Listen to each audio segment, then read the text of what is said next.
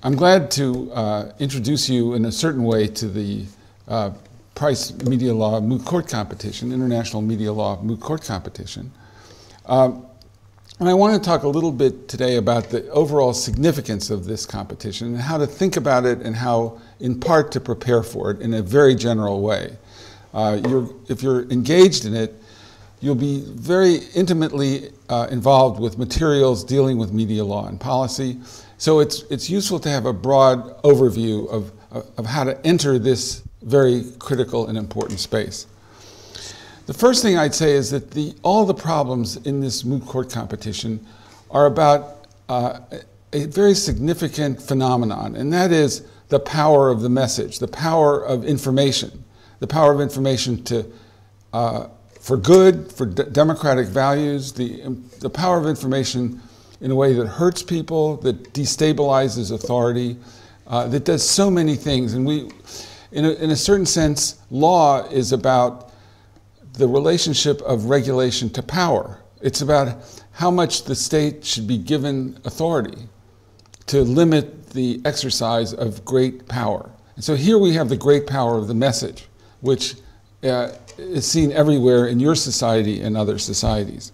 So it seems to me you've got to keep in mind this great polar question of power and regulation, power and stabilization, power and democracy. In thinking about it, it seems to me you can turn then to various sources of information. And one of the things is how to conceptualize the sources of information and how to sort of develop a program of thinking about this basic question.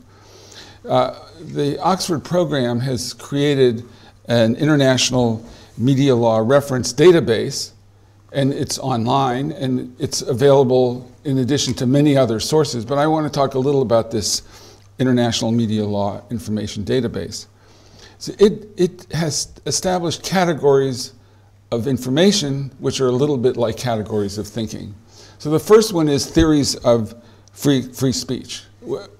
In a lot of ways, this whole field has been sort of categorized by a notion of what does it mean to have free speech in a society. We have international covenants and agreements which commit societies to free speech. And the question which you'll come up against time and again in preparing for this moot court is the idea of free speech, what its limits are, what it means, and how it constrains the state.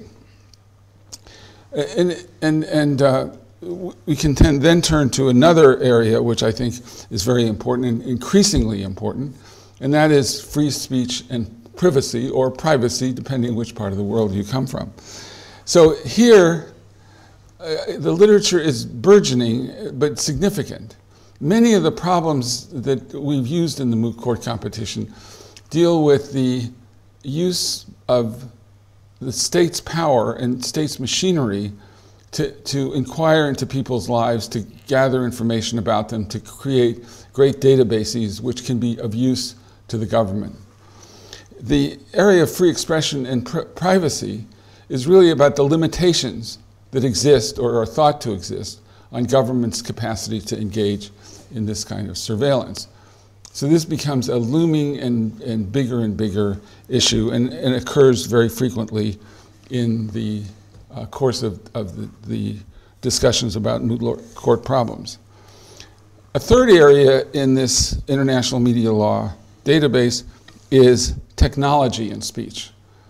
The first category is about free speech, about privacy, or about thinking, jurisprudential ways of considering this area. But you'll see that technology becomes a kind of key to, in a modern world, of thinking about this as well. So you need, as you prepare for this, to try to think about the role that technology plays or should play.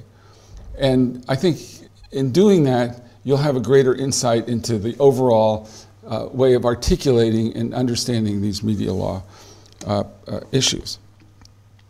This international media law database also contains a number of judicial decisions.